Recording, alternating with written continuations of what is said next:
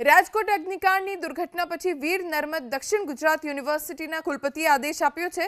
University સંલગ્ન 300 કોલેજોને તાત્કાલિક fire NOC લેવા માટે આદેશ અપાયો। એનઓસી નહીં હોય તો પ્રવેશ પ્રક્રિયા અટકાવી દેવાશે। કોલેજ શરૂ થતા પહેલા કામગીરી કરવાની રહેશે। યુનિવર્સિટીની ટેકનિકલ ટીમ પણ તપાસમાં જોડાશે। આ માહિતીને આધારે જે કોલેજો પાસેથી એનઓસી ન હશે તે કોલેજોને પ્રવેશ કાર્યવાહીથી દૂર રાખવામાં આવશે અને તે કોલેજોની બેઠકોને જે કોલેજો પાસે એનઓસી છે તે કોલેજોને વધારાની બેઠકો ફાળવીને પ્રવેશ કાર્યવાહી કરવામાં આવશે। માટે વિદ્યાર્થીઓને કોઈપણ પ્રકારનું નુકસાન જશે નહીં।